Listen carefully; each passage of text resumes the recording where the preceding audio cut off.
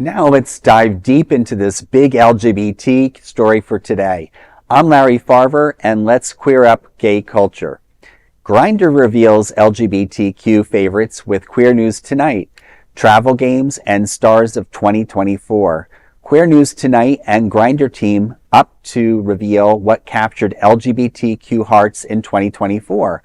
Grindr, with nearly 14 million users, offers a peek into the community's diverse interests from travel to gaming and even adult entertainment.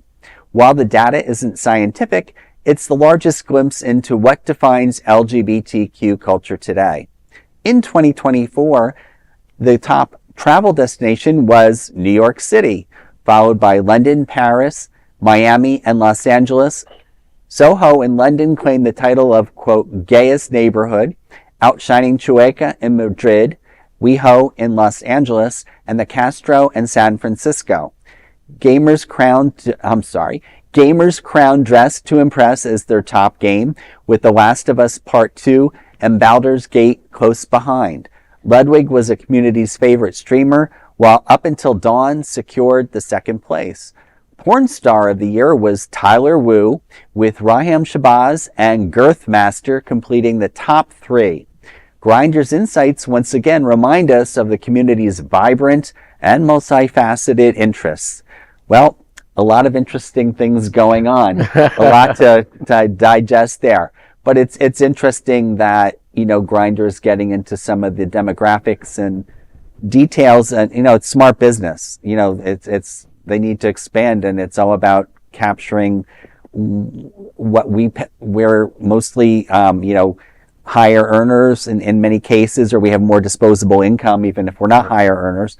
But, they're taking our community seriously when it comes to the revenue we can potentially bring in, whether it's in the arts, business, travel. Right. Well, let's just hope we use that data smartly so that we need the political help, we can sit here and use that data to our advantage. Absolutely. And say, remember who we are and what we represent. That's right. Outside of our bed. I was happy to see Miami on the list of travel destinations. Yes. Despite the efforts of the Florida Republicans. So. No, and despite too, the comments that anecdotally I've heard from friends all around the country that said I'm not traveling to Florida, the fact that Miami was one of the top is really important, because a lot of people have said because of our anti-gay, governor and the climate here, that people were not going to support the economy here. It still ranks high, and I think to Buddy's point. Oh, go ahead, Buddy. No, I said, but also remember that when people talk about Miami, they typically include Fort Lauderdale in that location. Yes. Right, Sorry, South Florida. South Florida. Greater Miami. With, Wilton Manors being the epicenter of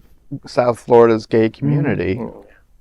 No, absolutely. It makes sense. It does. And I do like the fact that, to Buddy's point, I hope that they use the data for good. The fact that there's 14 million people on Grindr, that's constituencies, right? Those are hopefully people who vote, who are theoretically 18 and over. And so hopefully they use this data for good. Yeah.